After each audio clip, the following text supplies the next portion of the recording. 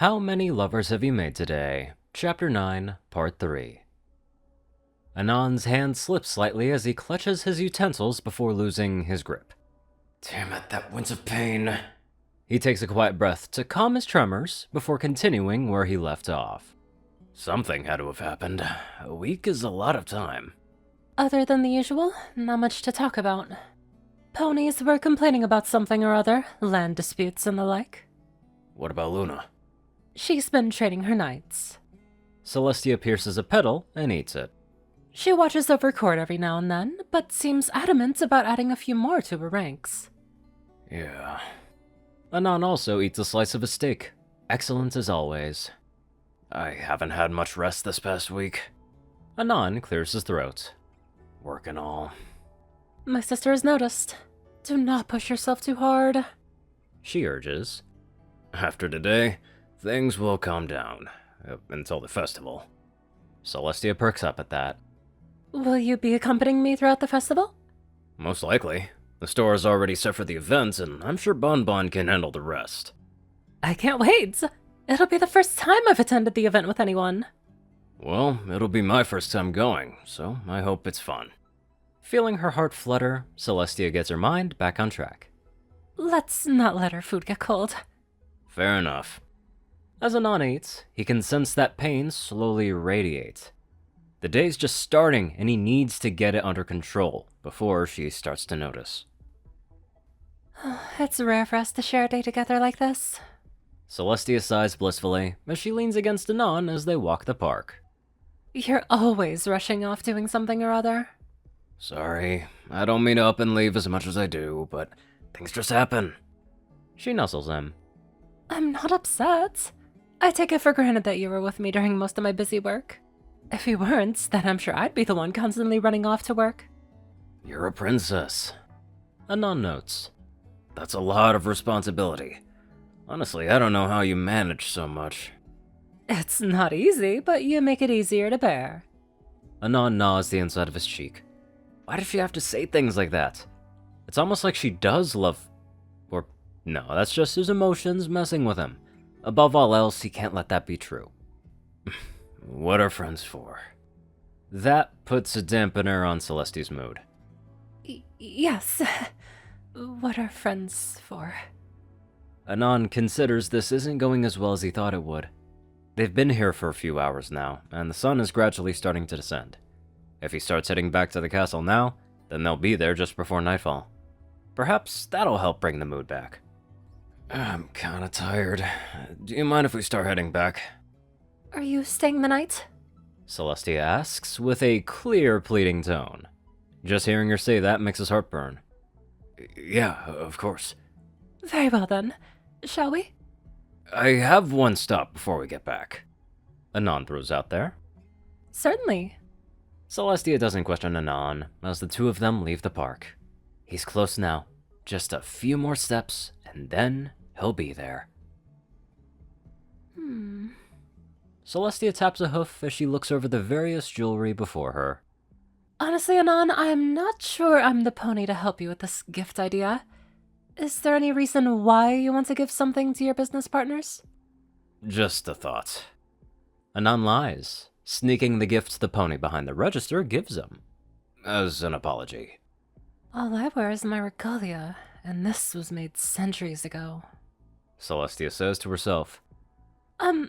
Possibly this? Celestia floats up a twin necklace, each one with a half-heart that matches the other. Anon's brow raises. That's not a bad gift idea. He walks up and looks it over. Should he get them a gift? No, but he will tell Lyra about this. It's the least he can do to pay her back for helping with his present. Anon turns to the jeweler. I'll be back for this. He nods. Very well. Ready? Anon rests a hand on Celestia's withers. She can't help the blush on her face. Something is unusual about this entire day. It practically feels like a date, but that's most likely due to her filly dreams. He's just trying to make her feel better for being gone for so long. Not that she's complaining. Celestia and Anon are finally at a room. The two guards give a salute to the princess before returning to their standard positions. This is it. A week's worth of preparation. The cake, the presents, and even convincing Blossom to distract Luna so he and Celestia could be alone. It all comes down to this moment. Tia?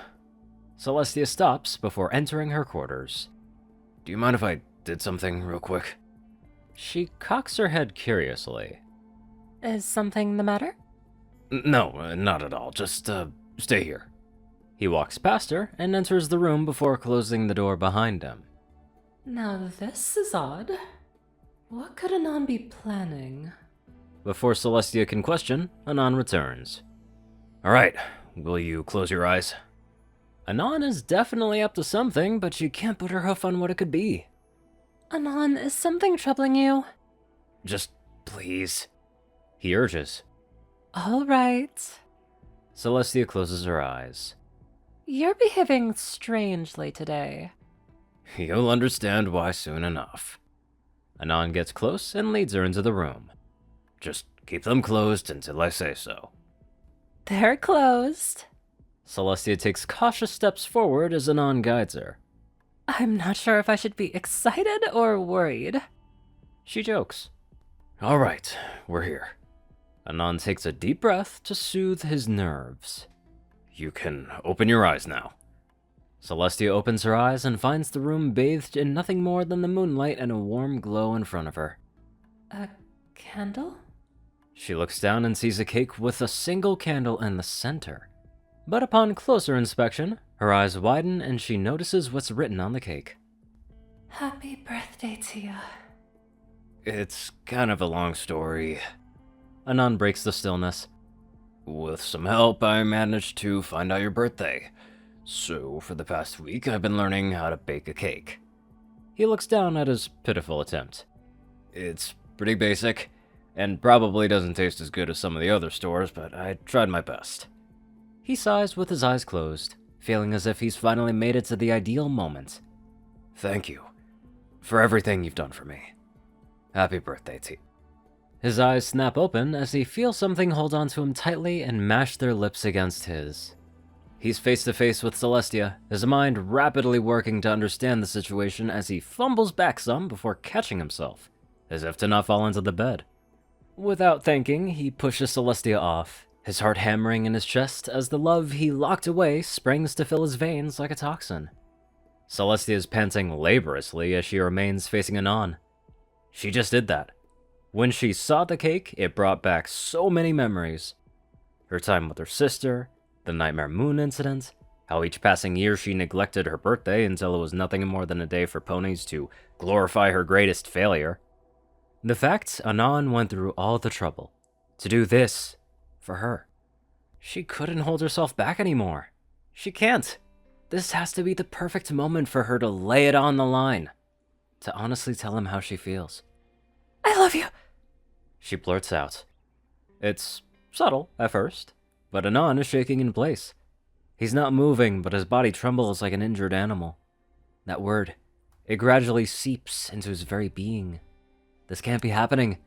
This isn't what he wanted. He takes a few steps back, but almost falls onto the bed before catching himself.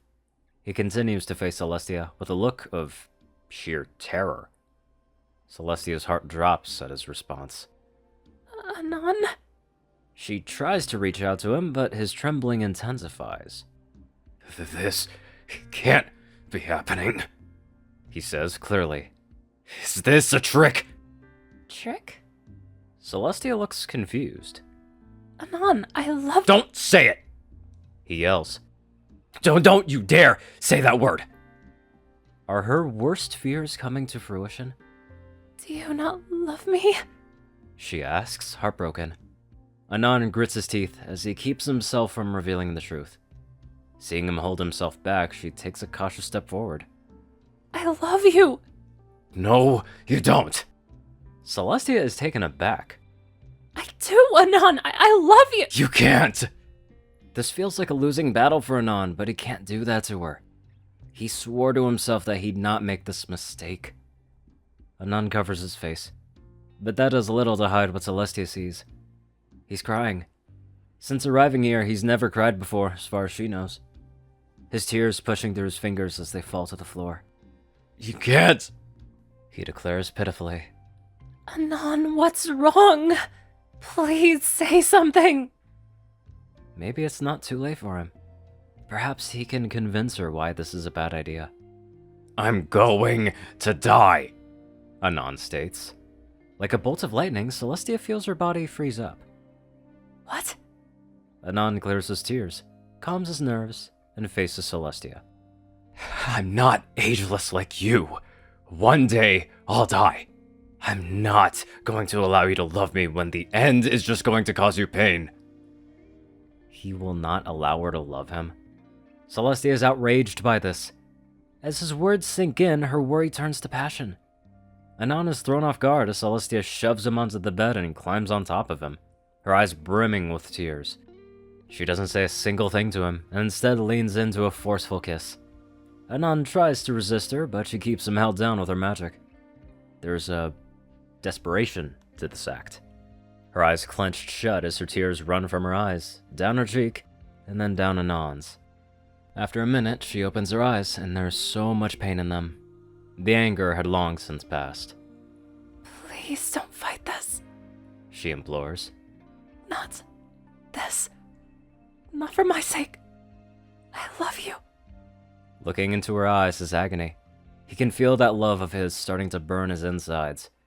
He wants to reject her, to force her away, but his heart is crying out for him to let her in. He's afraid, terrified of what could happen, should he accept her love. How does she not see the negatives? "What about when I did?" She rests a hoof onto his lips to stop him. I care more about the present than the future. She releases her magic and kisses him, gently this time. I love you. Another kiss. I love you, Anon. He doesn't want to say those words. If he says them, then that's it. "I love you too." Celestia lets out a huff of surprise, but gets little time to react as Anon puts his hand behind her neck and drags her back down into a kiss. One that he shares with her this time. Tears of joy take the place of pain as they lose themselves in this moment. A sense of eternity passes as they move apart from one another, just to look into each other's eyes. "How long?" he asks. Close to a month. You? "When we talked." Are you afraid? "Terrified." So am I. But I have you. "I'm trouble." Anon feels his mind slipping back into persuading her to not do this. I can take care of it. "I'm not royalty." You will be if we marry. "I can't give you kids." Magic is a wonderful thing. She gives him a peck on the lips. "I'm not going to convince you otherwise, am I?" She shakes her head with a smile. No. There's a flood of emotions coming from the both of them, but Anon notices something jabbing the inside of his pocket. He reaches in and pulls out the small box with the horn ring. "So, this was your birthday present." Celestia's eyes glisten as she finds the ring inside. She gives a squeak as she levitates it out and places it on her horn. It slides all the way down until it reaches the base. A perfect fit. You know, it's customary to give a mare you've betrothed to a horn ring. Celestia notes as she looks down at Anon. How does it look? This all seems so crazy for Anon, but there's only one way for him to answer. "You look beautiful." Celestia blushes heavily at hearing him say that. Thank you. "So, do you mind getting off?" Anon chuckles nervously. "Getting kinda hot in here." Celestia realizes her position as she hastily hops off of him. I'm sorry. No need to be sorry. He asks to get his mind censored on something else, if only for a moment. "So, the cake?" Celestia looks back at the cake and finds the candle had long since burned out. The smooth blue light of the moon is the only source for them to see. With a smile, she levitates a slice over to Anon. Say She teases. Anon can't fight the blush on his face. "Come on, Tia." She shoves the cake in his mouth to silence him. With a giggle, she kisses him, making sure to get a good taste of the cake in his mouth. Anon is shocked by this, but lets it happen as she pulls away with a broad smile. I think it tastes perfect. Celestia teases. You're, taking this better than I expected. Anon comments. I'm frightened beyond belief. Anon takes a closer look and notices her trembling hooves. But I want you to realize that this isn't a trick. I truly do love you. I know you do. Anon grabs a nearby napkin and cleans the chocolate off of her lips. This is a lot for both of us. So, how about we just slow things down? Celestia nods. I agree. Just please tell me if you're uncomfortable with anything. I don't want us to bury your feelings. Okay. Anon stumbles slightly as the entire weight of the situation hits him. I think getting some rest is a good idea. Celestia smiles as she lifts him with her magic and places him on the bed. She climbs in and wraps her hooves around him as he rests facing her. We have much to discuss tomorrow. Celestia says, gazing down at Anon as he looks up at her. I love you. This isn't what Anon expected from throwing Celestia a birthday party, but despite the many questions he has, his heart is oddly calm at this moment. I love you too. Well, holy shit, it happens. The moment we've all been waiting for. That took so many chapters. Can't wait to see what happens next, though. Anywho, let's get on to our attractive donators. Top donators: Jessie Smith, Jock630, BadassWaffle, Only One Thing, Ceru, Orion, and IronSky. Matchbook 109, JockeTF, Darkside, Rayden, Narwhals, Black Moon, Pastel Skies, Austin Rollins, Stu Hicks, Sorpeter, Morcho, Domicon, Library, Bricksled, 9852, Will, Chris, Wiki, Rysel, Shadow Moon, Luigi 88, Chance, Across, Pixel, 369, Bobcat, GGF, Murder Princess, and many more amazing people. Thank you all so much for watching this video and live life to the fullest.